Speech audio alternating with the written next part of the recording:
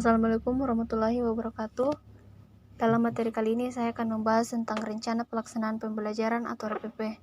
Dalam materi ini saya akan membahas tentang pengertian, tujuan dan fungsi RPP, unsur-unsur yang perlu diperhatikan dalam penyusunan RPP, langkah-langkah menyusun RPP, pedoman pada prinsip pengembangan RPP, prinsip penyusunan RPP, perbedaan silabus dan RPP, serta contoh RPP.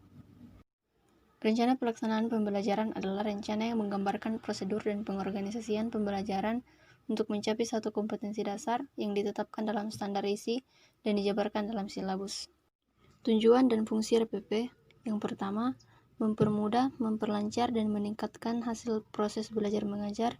Yang kedua, dengan menyusun RPP secara profesional, sistematis, dan berdaya guna, maka guru akan mampu melihat, mengamati, menganalisis, memprediksi program pembelajaran sebagai kerangka kerja yang logis dan terencana.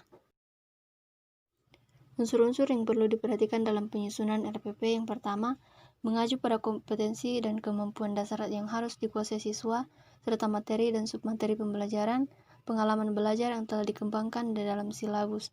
Yang kedua, menggunakan berbagai pendekatan yang sesuai dengan materi, memberikan kecakapan hidup atau life skills, sesuai dengan permasalahan dan lingkungan sehari-hari. Yang ketiga, menggunakan metode dan media yang sesuai yang mendekatkan siswa dengan pengalaman langsung. Yang keempat, penilaian dengan sistem pengujian menyeluruh dan berkelanjutan didasarkan pada sistem pengujian yang dikembangkan selaras dengan pengembangan silabus.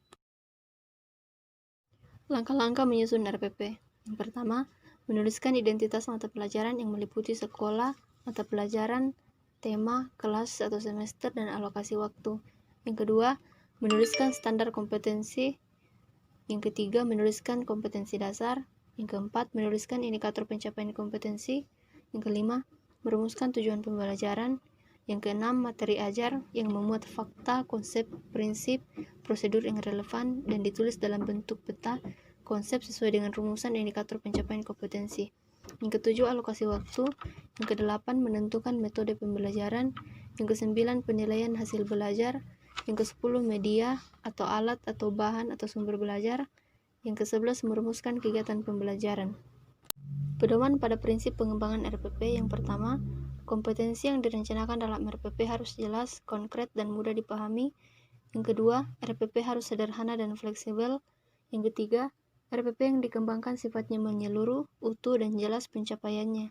Yang keempat, harus koordinasi dengan komponen pelaksanaan program sekolah agar tidak mengganggu jam pelajaran yang lain.